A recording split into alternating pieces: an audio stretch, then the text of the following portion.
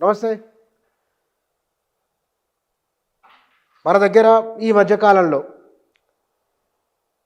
విప్లవ పార్టీలు ప్రధానంగా మావోయిస్ట్ పార్టీ, ఆ పార్టీలో జరుగుతున్న పరిణామాలు, పార్టీ సీనియర్ నేత మహారాష్ట్ర లొంగుబాటు, ఈ మొత్తం ఈ సినారియోని ఎట్లా అర్థం చేసుకోవాలి? సరిగ్గా ఏడాది కింద ప్రఖ్యాత సంపాదకులు కె శ్రీనివాస్ గారు వారు రాసిన వ్యాసంలో విప్లవోద్యమం ఎదుర్కొంటున్న సమస్యలు, సమాజంలో వచ్చిన మార్పులు, సమాజ స్పందన, చాలా విషయాలు చర్చ చేశారు వారు.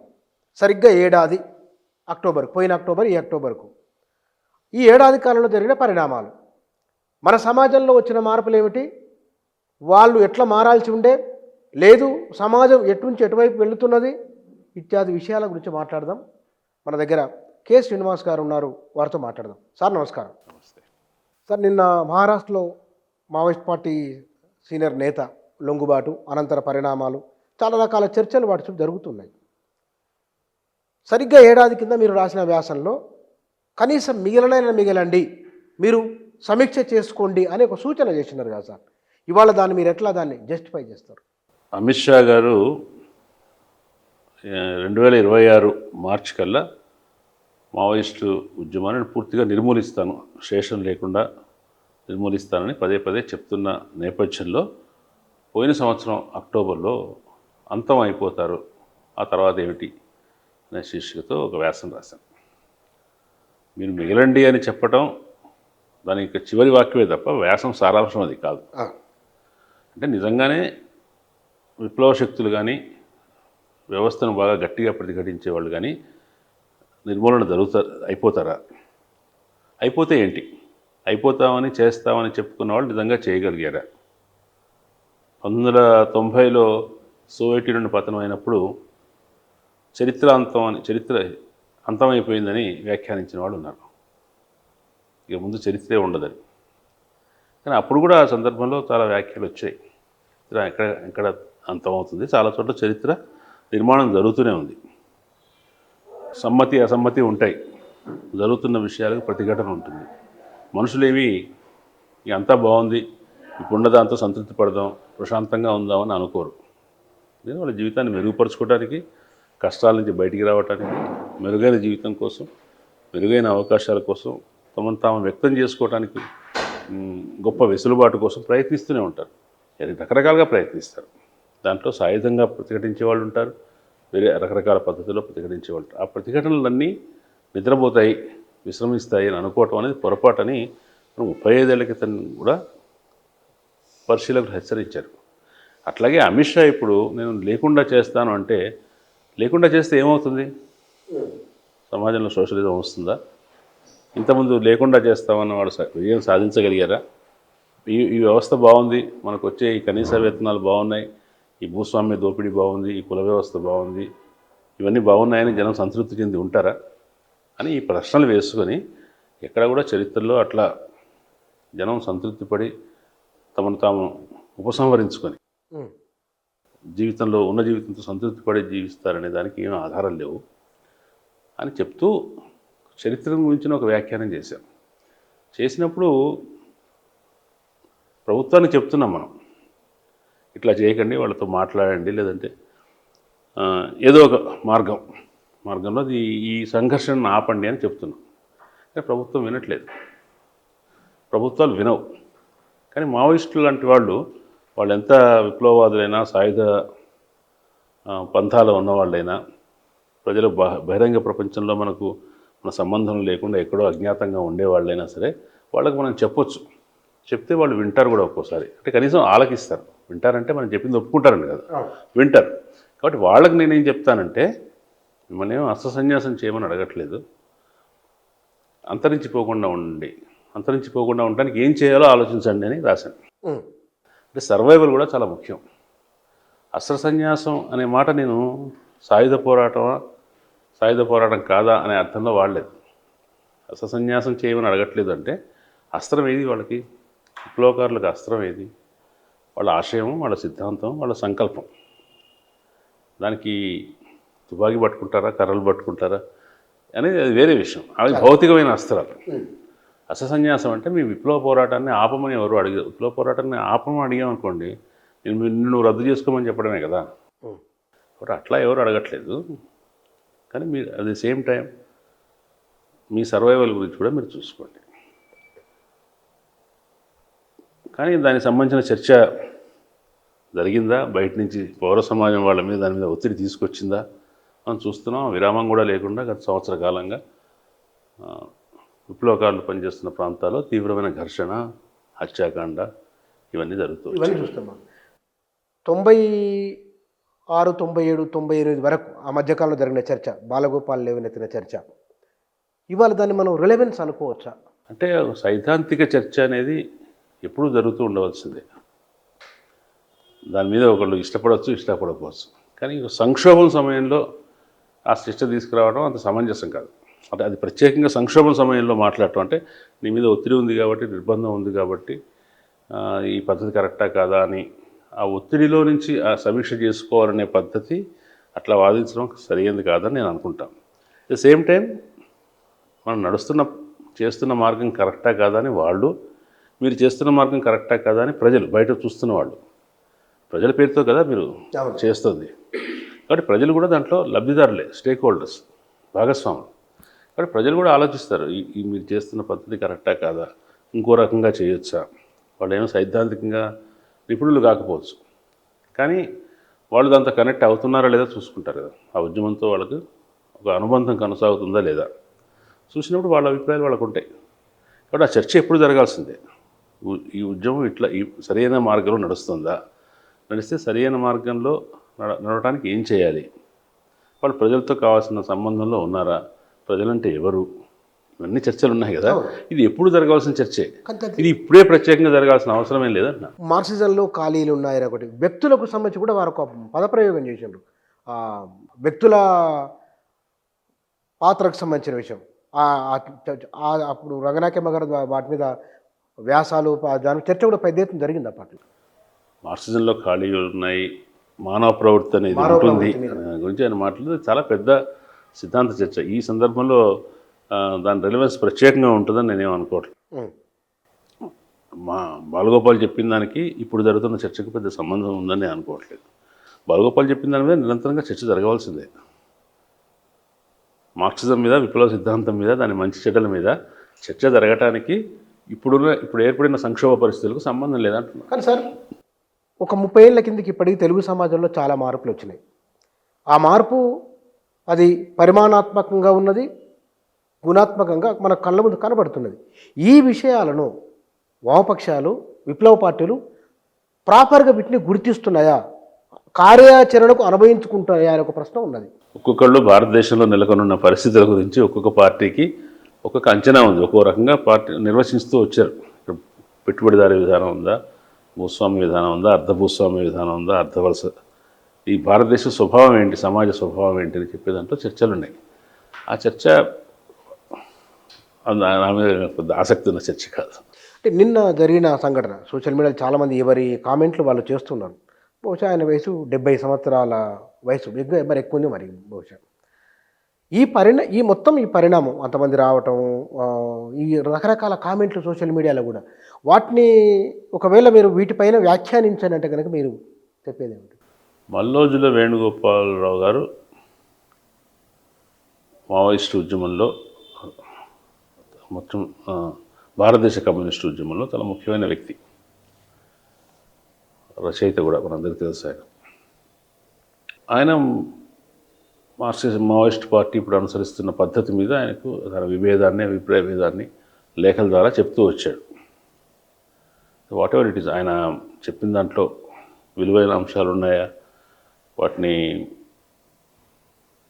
పరిగణనలో తీసుకుని వాటి గురించి చర్చించాలి అనే అభిప్రాయం కూడా విప్లవ శిబిరంలో, విప్లవాభిమానుల్లో కొంతమంది వ్యక్తం చేశారు. కానీ నిన్న జరిగింది ఏదైతే ఉందో ఓ రకంగా డిసప్పాయింటింగ్. అంటే మావోయిస్ట్ పార్టీ అభిమానులుగానో, విప్లవ అభిమానులుగానో మాట్లాడటం కాదు అది.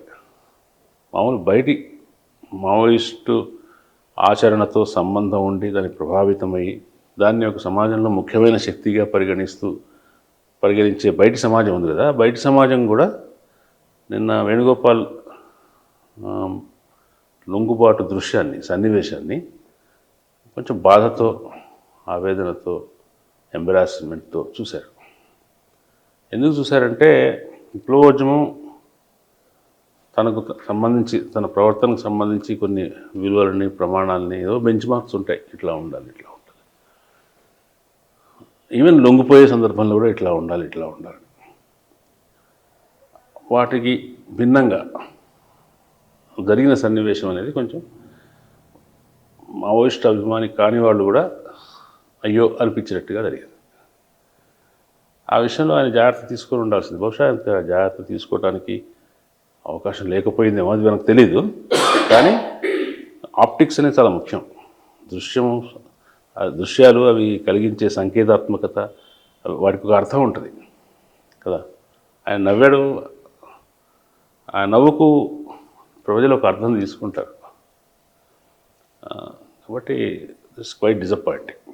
కానీ సార్, 45 సంవత్సరాలు పనిచేసిన ఒక వ్యక్తి, తన జీవితాన్నే అంకితం చేసిన వ్యక్తి, ఆ వ్యక్తి వెనుకున్న మానసిక సంఘటన ఏమన్నా అయిండొచ్చునేమో, ఆ కోణం ఎందుకు తట్టట్లేదు అని ఒకటి అనిపిస్తున్నది. ఇట్లా కొందరు అంటున్నారు.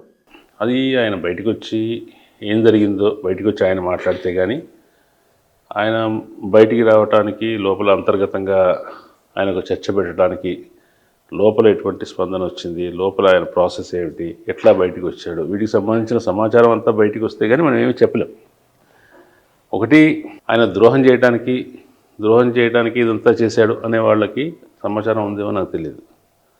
లేదంటే ఆయన మీద ఒత్తిడి ఉండి గత్యంతరలేని పరిస్థితులు ఇదంతా చేశాడు, ఆయన తప్పేమీ లేదు అనుకోవడానికి మన దగ్గర ఏమి సమాచారం లేదు. కాబట్టి దాని గురించిన దానికి ఎదురు చూడాలి. మనం దాంట్లో పూర్తి సమాచారం రావడానికి ఎదురు చూసిన తర్వాత చెప్పొచ్చు కదా. తీర్పులు చెప్పడం కరెక్ట్ కాదు నా ఉద్దేశం. అయితే తప్పనిసరిగా అంత పెద్ద స్థాయి నాయకుడు ప్రభుత్వం ముందు మనకి ఇంతవరకు అలవాటు లేని పద్ధతుల్లో, ఇంతవరకు అట్లా ఆయుధాలు అప్పగించి లొంగిపోవడం అనేది ఆనవాయితీ లేదు. ఆ పద్ధతిలో చేసినప్పుడు తప్పనిసరిగా ఆయన ఇంతకాలం ఉండిన పార్టీకి చాలా ఎంబరాస్మెంటు, ఆ పార్టీ అభిమానులకు చాలా బాధ కలుగుతుంది, ఆగ్రహం కూడా కలుగుతుంది. వాళ్ళ ఉనికికి ఈ చర్య మరింత నష్టం చేస్తుందని వాళ్ళు భావించడం సహజం. అంటే బయట సమాజం అట్లా చూస్తుందా, బయట సమాజం చూసే పద్ధతి వేరుగా ఉంటుంది. కానీ సార్ ఇక్కడ నేనంటే బయట సమాజం చూసే పద్ధతి భిన్నంగా ఉంటుందంటే, బయట సమాజం మొత్తం విషయంలో భాగంగా చూస్తుంది. నేను అనుకోవటం అయితే, ఒక వ్యాఖ్యాతగా నేను చెప్పేది, విప్లవోద్యమం మీద, మావోయిస్టు ఉద్యమం మీద జరుగుతున్న నిర్బంధకాండ ఏదైతే ఉందో, ఒత్తిడి జరుగుతుంది ఏదైతే, దాంట్లో భాగంగానే ఈ పరిణామాలన్నీ జరుగుతున్నాయి. దాంట్లో భాగంగానే ఎన్కౌంటర్లు ఉంటాయి, లొంగుబాట్లు ఉంటాయి, మానసిక యుద్ధం ఉంటుంది, అట్లా అనేక అంశాలు ఉంటాయి. అనేక అంశాల్లో భాగంగా ఇది జరిగింది. అది అంతిమంగా ఆయన లొంగుబాటు సందర్భంలో ఆయన ఇచ్చిన సంకేతాత్మక వ్యక్తీకరణ ఏదైతే ఉందో, అంటే ఆ వ్యక్తీకరణ నుంచి ప్రజలు తీసుకున్న అర్థం ఏదైతే ఉందో, అది కొంచెం డిసప్పాయింటింగ్గా ఉంది. నవ్వడం లాంటిదా? నవ్వడం కావచ్చు, ఆయన యూనిఫామ్ వేసుకొని ఆయుధాన్ని అప్పచెప్పడం కానీ, అది వాటికి రకరకాల వ్యాఖ్యానాలు మనం చూస్తున్నాం వాళ్ళ సోషల్ మీడియాలో. అని ఇంతవరకు అది ఆనవాయితీగా లేదు. కాబట్టి అది కొంచెం వాళ్ళకి ఇబ్బందికరంగా ఉంది. అది ఆ ప్రజెంటేషన్, ఆ లొంగుబాటు అనేది వేరే అర్థం ఇస్తుంది. అది వేరే అంటే ఆయన మిలిటరీ దుస్తుల్లో ఉండి ఆయుధాన్ని అప్పగించడం అంటే, ఆయన సాయుధ పోరాట విరమణ చేయటం కాదు, ప్రభుత్వానికి లొంగిపోవడమే కదా. ఆయన మొదలు నుంచి చెప్తుంది తాత్కాలిక సాయుధ పోరాట విరమణ అన్నారు. కానీ జరిగింది మాత్రం లొంగుబాటు కదా. ఆ లొంగుబాటు అనేది చాలామంది ఇంతకుముందు లొంగిపోయేవాళ్ళు వాళ్ళ ఆయుధాన్ని పార్టీకి అప్పచెప్పేసి బయటికి వచ్చేయడం, ఒంటరిగా వచ్చేయడం, సంబంధాలు తెంచుకొని వచ్చేయడం, అట్లా చేస్తారు కదా. అట్లా కాకుండా ఆయన తన వెంట కొంతమందిని తీసుకొని పెద్ద సంఖ్యలో వెళ్ళాలంటే పార్టీని చీల్చడం, లేదా చీల్చిన పార్టీని ప్రభుత్వం ముందు తీసుకెళ్ళి అప్పచెప్పడం, ఈ అర్థాలను, ఇటువంటి మీనింగ్స్ వాళ్ళని ఇస్తూ ఆయన ద్రోహం చేశాడని వాళ్ళు వాదిస్తున్నారు. ప్రపంచీకరణ ఎంత విస్తరిస్తున్న కొద్దీ విప్లవం అంత పెరిగింది. పబ్లిక్లు రాష్ట్రాలు కూడా విస్తరించింది. ఇవాళ ప్రపంచవ్యాప్తంగా ప్రపంచీకరణ ఒక ప్రశ్నను ఎదుర్కొంటున్నది. ట్రంప్ మా దేశం రావద్దు అంటారు. ఆస్ట్రేలియా, ఫ్రాన్స్, చాలా దేశాల్లో వలసలు వచ్చే వారిని, టూరిస్టులను వద్దు అని చెప్తున్నారు. అంటే ఒక 25-30 ఏళ్ల కింద ఉన్న వాతావరణం అభివృద్ధి నమూనాకు ఇవాళ జరుగుతున్న చర్యలకు పరిణామాలకు చాలా తేడా ఉన్నది. ఈ నేపథ్యంలో చూసుకున్నప్పుడు విప్లవోద్యమాలు భారతీయ సమాజం ఎట్లా మనం చూడాలి వీటిని? నేను విప్లవోద్యమాల గురించి ఎక్స్పర్ట్ని కాదు. నేను కూడా ఒక సమాజంలో ఇప్పుడున్న సమాజంలో యథాతథ స్థితి సంతృప్తికరంగా లేదు. నాకు కూడా చాలామందికి లేనట్టే నాకు కూడా ఈ వ్యవస్థ ఇట్లాగే ఉండిపోతే నేను సంతృప్తి పడను. దాంతో ఈ వ్యవస్థ మారాలి. వ్యవస్థను మారడానికి సమాజంలో అనేక శక్తులు పనిచేస్తున్నాయి. అనేక శక్తులు ఈ సమాజం వ్యవస్థ ఇట్లాగే ఉండాలని తన అధికారాన్ని బలాన్ని ఉపయోగించి ఇట్లాగే ఉంచడానికి ప్రయత్నిస్తున్నాయి. ఈ రెండు రకాల శక్తులు ఉన్నాయి. కాబట్టి సమాజంలో మార్పును కోరుకునే వ్యక్తిగా సహజంగా మన పాత్రికేయులు అందరం కూడా మార్పును గమనిస్తూ ఉంటాం, మార్పును దగ్గరగా కూడా చూస్తాం. అట్ ద సేమ్ టైం మన మనసులో మార్పు కావాలని ఉంటుంది. ఆ మార్పు దేనికోసం అంటే సాధ్యమైనంత న్యాయమైన సమాజం, సాధ్యమైనంత నైతికత కలిగిన సమాజం. నైతికత అంటే మేమంటాం భారతీయ నైతికత, మనుస్మృతి ఆధారంగా నైతికత. ఆ నైతికత కాదు. మనుషుల మధ్య అంతరాలు ఉండటమే అన్యాయం, అనైతికత. మనుషులను ఒకళ్ళనొకళ్ళు మధ్య దోపిడీ పీడన సంబంధాలు ఉండటమే అనైతికత. ఆ అనైతికత లేని సంబంధం, సాధ్యమైనంత మెరుగైన సమాజం, మెరుగైన మానవ సంబంధాలు, మెరుగైన ఉత్పత్తి సంబంధాలు, సాధ్యమైనంత సమానత్వం, ఇవన్నీ ఉండే సమాజం కావాలని మనం కోరుకుంటాం. దాదాపు అటువంటి ఆశయం కోసమే పనిచేస్తున్న శక్తులన్నిటి మీద మనకు సానుభూతి ఉంటుంది, ప్రేమ ఉంటుంది. ఆ ప్రయత్నం మనుషులు ఎప్పుడైనా మానేస్తారా? ఎప్పుడు మానేయరు. ఒక పద్ధతి కాకపోతే ఇంకో పద్ధతి ట్రై చేస్తారు. ఎవరైనా ఆ పద్ధతుల్లో మనకి దాని నుంచి వైదొలిగినప్పుడు అయ్యో బలహీనపడుతున్నామే అనిపిస్తుంది. ఆ ప్రయత్నం బలహీనపడుతుంది అనిపిస్తుంది. కాబట్టి ఇప్పుడు మావోయిస్టు ఉద్యమం మీద వాళ్ళు పనిచేసే పద్ధతి కరెక్టా కాదా అనే సందేహాలు ఉన్నప్పటికీ చూసాం కదా, మనం 20 సంవత్సరాల నుంచి తెలుగు ప్రాంతాల నుంచి లేరు. మనకు వాళ్ళకు విప్లవం అనేది ఒక ఛత్తీస్గఢ్లో జరుగుతుంది, ఒక స్థలంలో జరుగుతుంది అనే భావనలో ఉన్నాం. కానీ విప్లవం అనేది అన్ని చోట్ల జరుగుతుంది కదా, అన్ని చోట్ల జరగాలి. మన పని స్థలాల్లో జరగాలి, మన క్రీడా స్థలాల్లో జరగాలి, మన గ్రామాల్లో జరగాలి, పట్టణాల్లో జరగాలి, ఫ్యాక్టరీలో జరగాలి, అన్ని చోట్ల జరగాలి కదా, మానవ సంబంధాల్లో జరగాలి. ఇవన్నీ జరిగితేనే విప్లవం అవుతుంది. కాబట్టి దానికోసం చేసే ప్రయత్నం మనం అన్ని స్థలాల్లో చేయాలి కదా. మన వ్యక్తిగత జీవితంలోనూ చేయాలి, మన రాత ద్వారా చేయాలి, మాట ద్వారా చేయాలి, మన పక్కన ఉన్న వాడిని ప్రేమగా ఉండటం ద్వారా చేయాలి కదా, అవకాశాలు అందరికీ పంచడం ద్వారా చేయాలి, మనం స్వయంగా అన్యాయం చేయకుండా ఉండాలి. ఇవన్నీ అంటే విప్లవం అనేది చాలా చాలా పెద్ద కార్యక్షేత్రం కదా. దీంట్లో సామూహికంగా చేసేవి అనేక ఉంటాయి, వ్యక్తిగతంగా చేసేవి ఉంటాయి. అటువంటి ఒక కార్యాచరణ వాళ్ళు మావోయిస్టులు చేస్తూ వచ్చారు. కానీ క్రమంగా భౌగోళికంగా ఒక చిన్న ప్రాంతానికి పరిమితం అయ్యారు. ఆ ప్రాంతానికి పరిమితం కావటం అనేది రాజకీయంగా సైద్ధాంతికంగా కరెక్టో కాదో నాకు తెలియదు, కానీ సైనికంగా మాత్రం అది పొరపాటు అనేది. వాళ్ళు దాన్ని చుట్టుముట్టి వాళ్ళని దిగ్బంధం చేయగలిగినప్పుడు, రాజ్యం వాళ్ళని దిగ్బంధం చేయగలిగినప్పుడు అది గ్రహించవలసిన విషయం అనుకుంటున్నాను. అంటే అట్లా ఒక స్థలానికి పరిమితం కావడం. అట్లాగే గత 10 సంవత్సరాలుగా భారతదేశంలో ప్రజల మీద, ప్రజల సంస్కృతి మీద జరుగుతున్న దాడి, ఈ వ్యవస్థను అంటే ఇవాళ ఆపరేషన్ కగారు జరిపే ధైర్యం బీజేపీకి ఎందుకు వచ్చింది? ఎట్లా రాగలిగింది? కాంగ్రెస్ ఆ పని ఎందుకు చేయలేకపోయింది? కాంగ్రెస్ స్లోగా నెమ్మదిగా ఎందుకుంది? వీళ్ళంతా దూకుడుగా ఎందుకు చేయలేకపోయిందంటే బీజేపీకి తన సిద్ధాంతం ద్వారా, తన సిద్ధాంతాన్ని ప్రజల్లోకి చొప్పించడం ద్వారా సంపాదించుకున్న సమ్మతి ఉంది కదా, ఆ సమ్మతి దానికి ఆ శక్తిని ఇచ్చింది. భారతదేశంలో మెజారిటీ ప్రజల్ని భావోద్వేగాల ఆధారంగా, మతాల ఆధారంగా తన వెంట గెలుపును సాధిస్తూ ఆ పని చేయగలిగింది. ఎవరు చేయని పని, కాశ్మీర్లో కాంగ్రెస్ చేయని పని బీజేపీ ఎందుకు చేయగలిగింది? బీజేపీకి ఉన్న ఏమంటాం ఆ రైటిస్ట్ ఐడియాలజీకి ఆమోదం సంపాదించి ప్రజలందరూ తన వెనక మతాన్ని, దేశభక్తిని మేళవించి ప్రజల్లో భావావేశాలను కలిగించి ఆ భావావేశాల నుంచి తన స్ట్రెంత్ సంపాదించుకుంది. ఈ పరిణామాన్ని గమనించాలి కదా, ఇది ఇట్లా జరుగుతుంది గమనించాలి కదా. ఇంత పెద్ద విషయం భారతదేశంలో జరుగుతూ ఉంటే మరి న్యాయమైన మంచి కమిటెడ్ ప్రతిఘటన ఇవ్వవలసిన వాళ్ళు ఒక అటవీ ప్రాంతంలో బంధితులైపోతే అర్థమేం లేదు కదా దాంట్లో.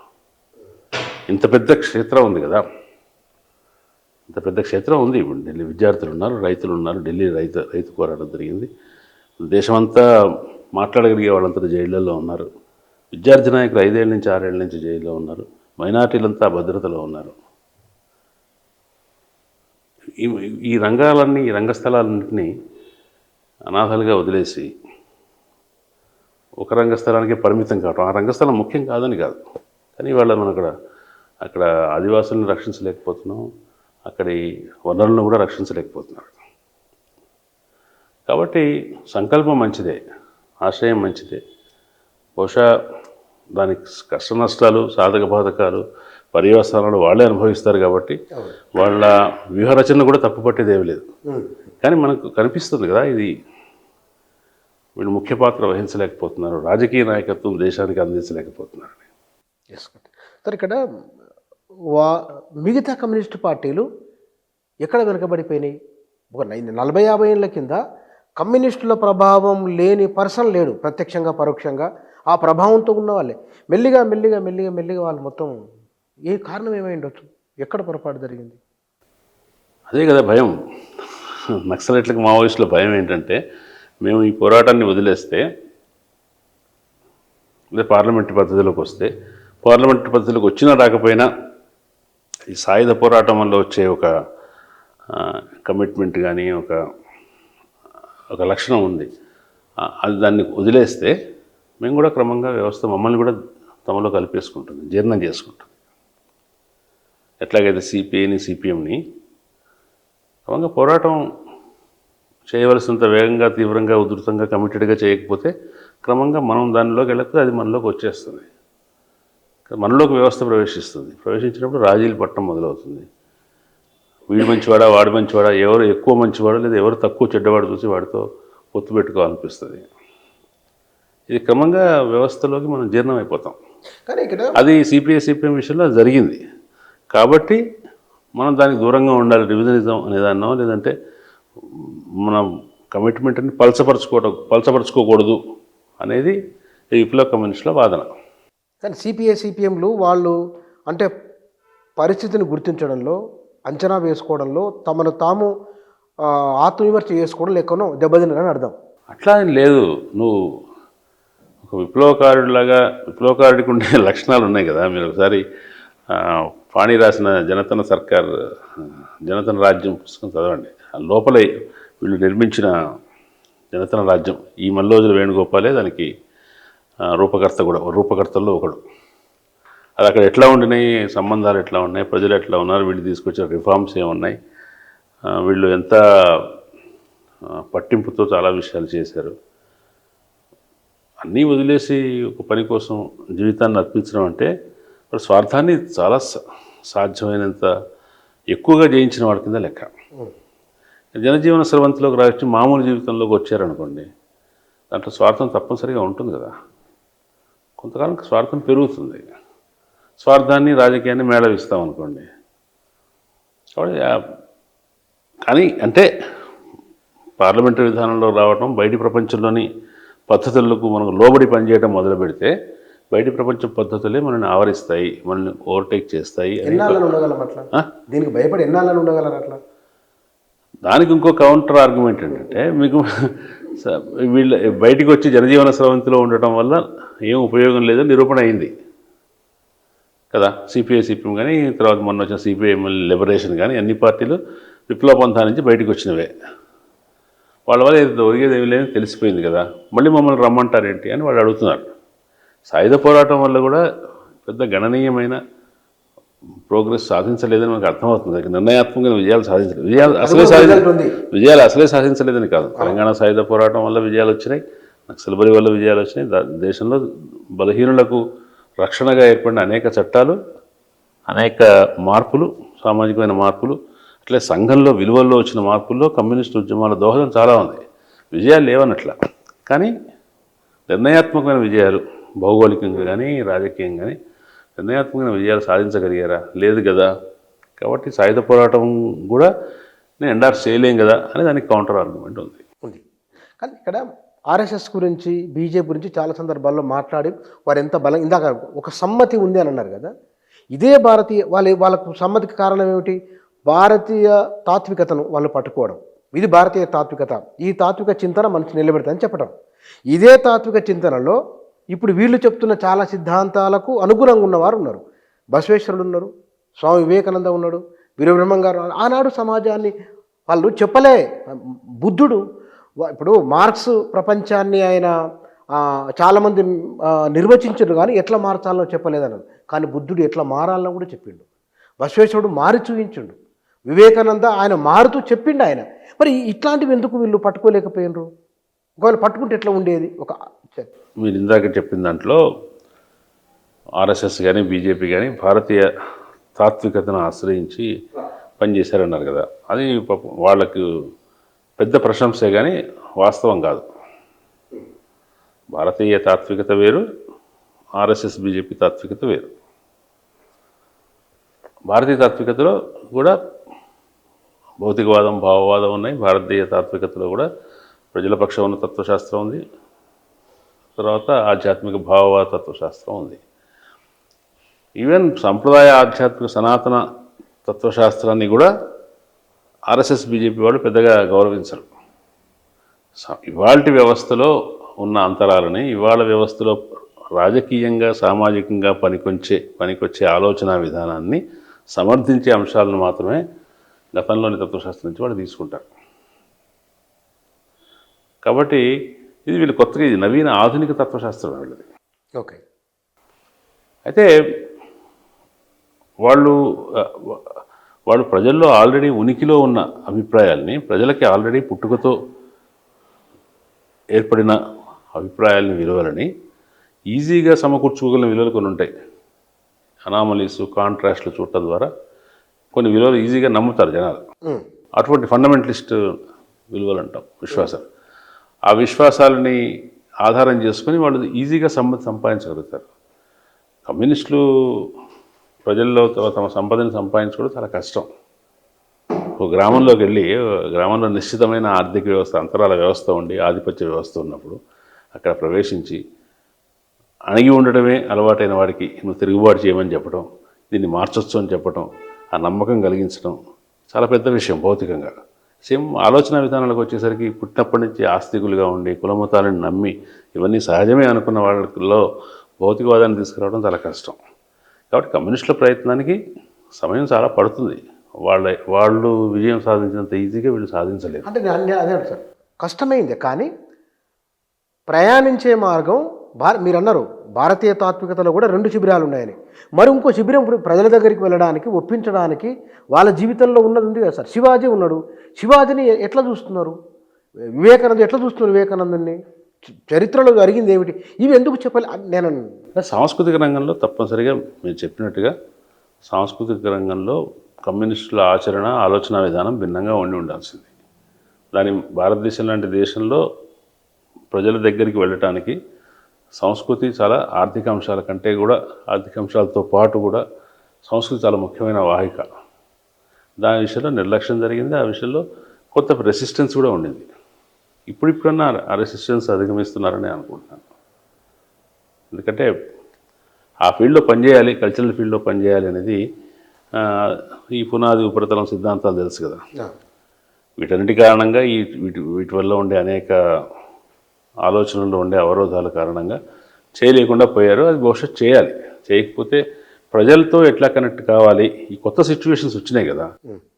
మీరు అన్నట్టు ఇందాక ప్రపంచీకరణ అన్నారు. భారతదేశం లాంటి దేశంలో ఊహించని పద్ధతిలో రైటిస్ట్ భావజాలం చాలా బలం పొందుకుని అధికారంలోకి వచ్చింది. అధికారంలోకి వచ్చి అన్ని వ్యవస్థల్ని, విద్యా వ్యవస్థని, ఆలోచన వ్యవస్థల్ని, పాలనా వ్యవస్థ అన్నింటి తన చేతిలోకి తీసుకుంటుంది. ఇంతకాలం స్వాతంత్రం వచ్చిన తర్వాత 30-40 సంవత్సరాల్లో కేంద్ర రాష్ట్ర సంబంధాల్లో ప్రజాస్వామ్యీకరణ కోసం అనేక బుర్జువా పార్టీలు అని వీళ్ళు పిలిచే పార్టీలు ప్రయత్నించినాయి. అవన్నీ విఫలమై ఇప్పుడు కేంద్రం బలపడుతుంది. కేంద్ర ఏజెన్సీలు అందరి మీద పెత్తనం చేస్తున్నాయి. అన్ని రాజకీయాల్ని కేంద్ర ప్రభుత్వం కంట్రోల్ చేయగలుగుతుంది. మళ్ళీ హిందీని ఇష్టం వచ్చినట్టుగా ఇంపోజ్ చేస్తున్నారు. ఇవన్నీ ఉన్నాయి కదా. ఈ పరిస్థితులన్నింటినీ గమనించాలి. ఈ పరిస్థితులను గమనించి వీటిని దృష్టిలో పెట్టుకొని ఒక రాజకీయ కార్యాచరణ ఇవ్వగలగాలి. ప్రజల్లోని అన్ని సెక్షన్లకి వాళ్ళు చేయటానికి వాళ్ళ స్థాయిలో చేయటానికి ఒక కార్యక్రమం ఇవ్వగలిగే స్థాయికి కనుక రాజకీయ నాయకత్వం ఉంటే, అది మావోయిస్ట్ పార్టీల నుంచైనా ఇంకెవరి నుంచైనా కమిటెడ్గా చిత్తశుద్ధితో రాజకీయాల్ని సమాజాన్ని మార్చాలనుకునే వాళ్ళ నాయకత్వం ఇవ్వగలిగితే జనం దాన్ని తప్పనిసరిగా హర్షిస్తారు. ఈ 100 ఏళ్ల కాలంలో కమ్యూనిస్టులు కుల వ్యవస్థను ఎట్లా అడ్రస్ చేసినారో ఒక అనుభవం ఉన్నది. వరుసగా 3వసారి బీజేపీ అధికారంలోకి వచ్చింది. కులం విషయాన్ని ఆ పార్టీ పెద్దగా పట్టించుకున్నట్టు కనబడదు. కమ్యూనిస్ట్ పార్టీలో చర్చ జరిగింది. అయితే కుల వ్యవస్థను అర్థం చేసుకొని ఈ కుల వ్యవస్థ సామాజిక నిర్మాణానికి అనుగుణమైన ఒక ప్రోగ్రామింగ్ తీసుకోవడంలో వారి వైఫల్యం ఉన్నది అని ఒక పెద్ద చర్చ ఉంది. దీన్ని మీరు అంగీకరిస్తారా? అంగీకరిస్తారు. ఎందుకంటే కమ్యూనిస్టులే కాదు, భారతదేశంలో సంస్కరణవాదులు కానీ, తర్వాత కమ్యూనిస్టులతో పాటు సోషలిస్టులు, ఇటువంటి వాళ్ళు, కాంగ్రెస్లోని ప్రోగ్రెసివ్స్, వీళ్ళందరూ కూడా కుల సమస్యను కొంచెం ఆదర్శవాద దృక్పథంతో చూశారు. కేవలం ఆదర్శాలతో పోయేది కాదు అది. నీ పేరులోంచి కులనామం తీసేస్తే, లేదా ఒకళ్ళు ఇద్దరు అక్కడక్కడ కులాంతర వివాహాలు చేసుకుంటే పోయేది కాదు. కులం అనేది మనసులో అదొక దొంతరుల వ్యవస్థ కదా, అది మనసులో కూడా ఉంటుంది. అది రకరకాల రూపాల్లో ఉంటుంది. అహంకారం రూపంలో ఉంటుంది, భౌతిక శ్రమ గొప్పది, శరీర శ్రమ తక్కువ అనే రూపంలో ఉంటుంది. అరే వాడు నల్లగా ఉన్నాడు, అపరిశుభ్రంగా ఉన్నాడు, వాడు తక్కువవాడు అనే ఒక ఇన్స్టింక్టివ్ వ్యతిరేకత ఉంటుంది, ఆ రూపంలో ఉంటుంది. రకరకాలుగా ఉంటుంది. వాడు చదువుకోలేదు కాబట్టి, వాడి డిగ్రీలు లేవు కాబట్టి తక్కువ అనుకోవటం ఉంటుంది. చాలా ఉదాహరణలు చెప్పచ్చు. అది ఎక్కడైనా, అది ఏ స్థాయిలో కూడా కులం అనేది పనిచేస్తూ ఉంటుంది అనుకుంటాం కదా. రాష్ట్రపతి అయినా, ప్రధానమంత్రి అయినా, ఉప ప్రధానమంత్రి అయినా జగజీవన్ రామ్ని కాశీగుడిలోకి రానివ్వలేదని, రామ్నాథ్ కోవింద్ కూడా అది ఎదురైందని. అంటే ఏంటంటే కులం అనేది ఆల్ పర్వేసివ్, అన్ని రకాల స్థాయిల్లో ఆ కుల వివక్ష అనేది ఉంటుంది. అది తప్పనిసరిగా పరిగణలోకి తీసుకోవాల్సిన ఫ్యాక్టర్. దాన్ని తీసుకోవటంలో ఎందుకు సంకోచం ఉంది అంటే, దాంట్లో మీరు ఇందాక అన్నట్టుగా నాయకుల్లో అగ్రకులస్తులు ఉండటం కావచ్చు, లేదు అంటే ఈ వర్గ సిద్ధాంతం మీద ఉన్న పూర్తి నమ్మకం కూడా వేరే ప్రాతిపదికలను అంగీకరించకపోవడం కావచ్చు. వర్గమే అన్నిటికంటే ముఖ్యమైన ప్రాతిపదిక భారతదేశంలో, వర్గం ఆధారంగానే మనుషులను చూడాలి అనే సిద్ధాంతం మీరు బాగా నమ్మితే కూడా మిగతాలోనే అప్రధానం అనుకుంటాం. మనకు తగ్గట్టుగానే చూస్తున్నాం కదా. కులమే ప్రధానం అనుకున్న సెక్షన్స్, ఉద్యమాలు వర్గాన్ని లెక్క చేయట్లేదు. వాళ్ళ కులం ముందుకు తీసుకెళ్ళటం కోసం రాజకీయంగా చాలా అనైతికమైన పొత్తులు పెట్టుకుంటున్నారు, అనైతికంగా వ్యవహరిస్తున్నారు. కాబట్టి ఒక కులం ఆధారంగా వ్యవహరించే కమ్యూనిస్ట్ పార్టీ అంటే అట్టడు కులాలకు అనుకూలంగా మాత్రం కుల వ్యవస్థను వ్యతిరేకించడం తన ముఖ్య ఆచరణగా ఉండే కమ్యూనిస్ట్ పార్టీ ఒకటి ఉంటే మనకు నమూనా ఉండేది. మన కుల ఆధారంగా పనిచేస్తున్న పార్టీలు చాలా అంత ఆదర్శంగా లేవు. ఎంతో ఆదర్శవాదం ఉన్న కమ్యూనిస్ట్ పార్టీల్లో కనీసం కులాన్ని ఏదో ఒక స్థాయిలో అప్రధానం చేయడానికో, దాన్ని అధిగమించడానికో ఉండేది ఒక అవకాశం ఉంది. ఇప్పుడు చారు మజుందార్ బ్రాహ్మడే, ఆయన కులం గురించి మాట్లాడలేదు.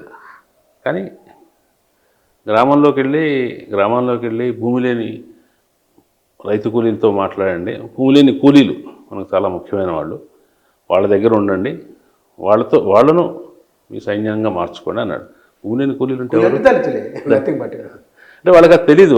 వాళ్ళ సామాజిక వర్గీకరణ కూడా మనం పరిగణలోకి తీసుకోవాలి, వాళ్ళ కుల సమస్యను కూడా తీసుకోవాలని తెలియదు. ఇక్కడ మన దగ్గర సీతారామయ్య గారి మొట్టమొదటి పని చేస్తున్నప్పుడు వాళ్ళు గ్రామాలకు తరలండి అన్నారు. గ్రామాలకు తరలిన వెళ్ళిన విద్యార్థి, ఆ రోజు విద్యార్థి యోజనలు గ్రామాల్లో వెళ్ళి దళితుల దగ్గరే ఉండి వాళ్ళ దగ్గరే ఉండేవాళ్ళు, వాళ్ళతోనే కలిసి పనిచేసేవాళ్ళు, వాళ్ళ ఇళ్లలోనే ఆశ్రయం తీసుకునేవాళ్ళు. అంటే కులాన్ని ఖాతరు చేయకుండా, కుల భేదాలని ఖాతరు చేయకుండా కులాన్ని అప్రధానం చేసే ఆదర్శవాద దృక్పథం ఉండింది. దళితులు సహజంగానే అట్టడుగు వర్గాల వాళ్ళు కాబట్టి వాళ్ళ సమస్యలు తీసుకొని ముందుకు వెళ్ళాలనే ఆర్థిక సంబంధమైన కోణం కూడా ఉండింది. కానీ సామాజికమైన కోణంలో తగినంత జరగలేదని ఇప్పుడు మన చరిత్ర చూస్తే తెలుస్తుంది. కానీ కమ్యూనిస్ట్ పార్టీలు ఇవాళ ఈ సమస్యను ఎదుర్కొంటే రేపు బీజేపీకి ఈ సమస్య రావచ్చునా? కులం విషయంలో వాళ్ళు కులాన్ని పట్టించుకోవడం లేదు. ఇన్నేళ్ల కాలంలో కమ్యూనిస్ట్ పార్టీ ఒక సమస్యను ఎదుర్కొంటే బహుశా బీజేపీ కూడా ఇలాంటి సవాలు ఎదురు కావచ్చా కులం విషయంలో?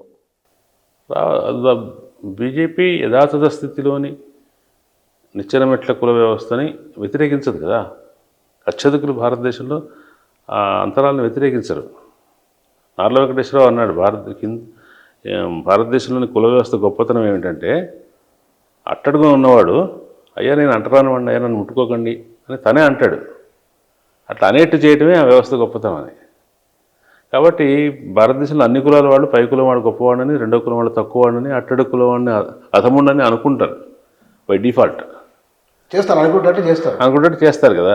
కాబట్టి వాళ్లకు ఇప్పుడు ఈ కులాన్ని పరిగణలోకి తీసుకుని చేసే రాజకీయాలు, కులాన్ని దృష్టిలో పెట్టుకుని చేసే రాజకీయాలు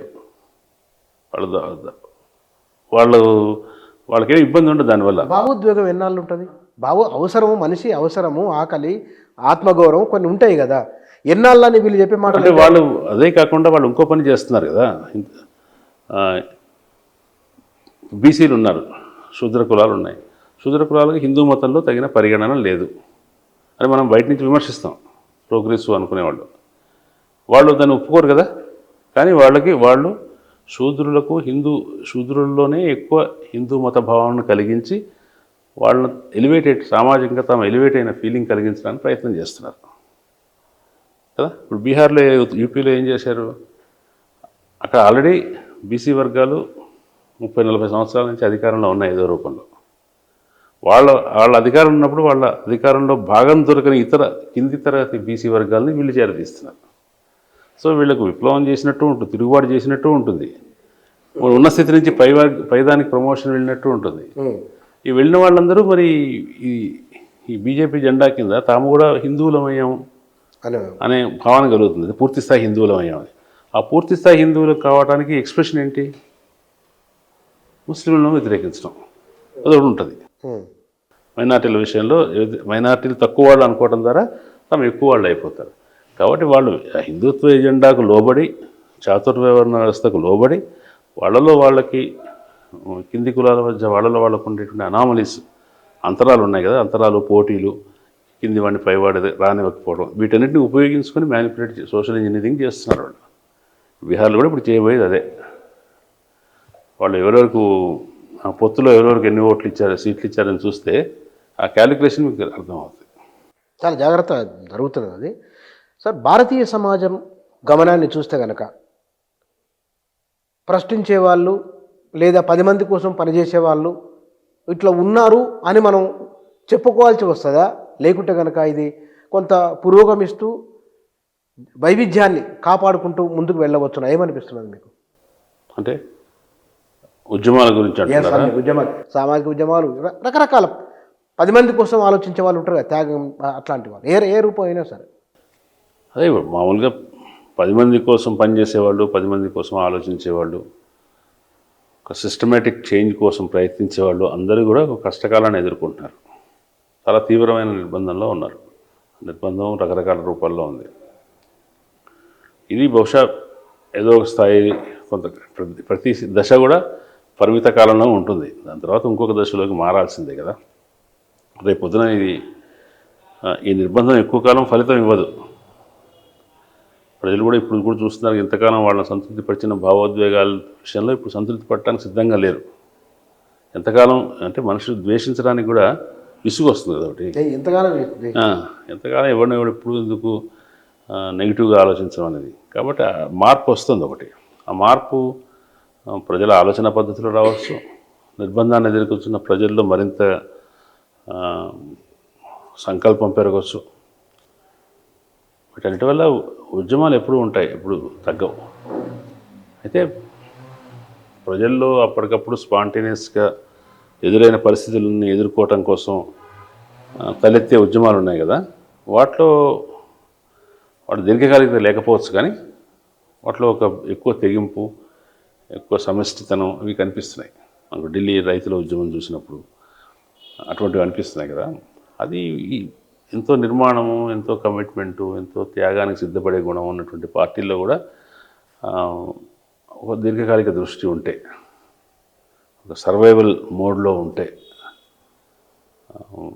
ఆత్మవిమర్శకు సిద్ధంగా ఉంటే ఎవరన్నా ఏదైనా ఒక ప్రత్యామ్నాయ ఆలోచన పెట్టంగానే వాళ్ళ మీద ఎగబడి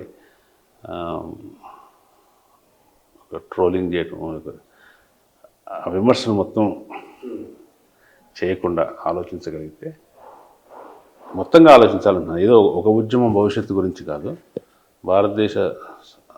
భారతదేశంలో ప్రజాస్వామ్యం ముందుకు వెళ్ళాలంటే, సర్వైవ్ కావాలంటే ప్రతిఘటన, ప్రశ్న, మార్పు కోసం ప్రయత్నించే హక్కు, వీటిని నిలబెట్టుకోవటానికి సమాజం మొత్తంగా రకరకాల స్థాయిలో రకరకాల పద్ధతుల్లో ప్రయత్నాలు జరగాలి. ఆ ప్రయత్నాన్ని మనం ఎక్కడ జరుగుతుందని ఎదురు చూస్తున్నాం. అంత ప్రామిస్ ఎక్కడ దొరకట్లేదు. అది చూడాలి. కానీ సార్, అంబేద్కర్ భారతీయ సమాజాన్ని అర్థం చేసుకొని తనదైన ఒక సిద్ధాంతాన్ని ప్రతిపాదించి ఆచరణ చేసే ప్రయత్నం కూడా ఒకటి జరిగింది. సరిగ్గా సిపాయిల తిరుగుబాటు సందర్భంలోనే మహాత్మా జ్యోతిరావు పూలే కనబడతాడు భారతీయ సమాజంలో. ప్రశ్నించే వాళ్ళు, 10 మంది కోసం నిలబడే వాళ్లకు వీరు ఒక ఆల్టర్నేట్గా ఎందుకు కనబడలేదు? ఎవరు ఏ సమయంలో ఎందుకు కనపడలేదు అనే దానికి మనం ఖచ్చితంగా చెప్పలేము. వాళ్ళు వాళ్ళ సమయాల్లో తప్పనిసరిగా వాళ్ళ క్షేత్రంలో వాళ్ళు పనిచేశారు. వాళ్ళ నుంచి ఇన్స్పిరేషన్ తీసుకునే వాళ్ళు తర్వాత తరాలకి వాళ్ళని తీసుకెళ్ళాలి, అంతే కదా. ఇప్పుడు అంబేద్కర్ కార్యాచరణ మనకి ఎక్కువగా 1925 నుంచి మొదలు పెడితే 56 దాకా, ఆయన చనిపోయే దాకా 30 సంవత్సరాలు ఉంది. కానీ ఆయన కార్యాచరణ సోకని ప్రాంతాలు కూడా భారతదేశంలో ఉన్నాయి. అందువల్ల ఏమైంది, ఆయన 1990 దాకా, 56లో ఆయన చనిపోతే 56 నుంచి 1990 దాకా కూడా, అంటే మండల్ కమిషన్ వచ్చి బీపీ సింగ్ సమయంలో మళ్ళీ ఒక సామాజిక ఆలోచన విధానానికి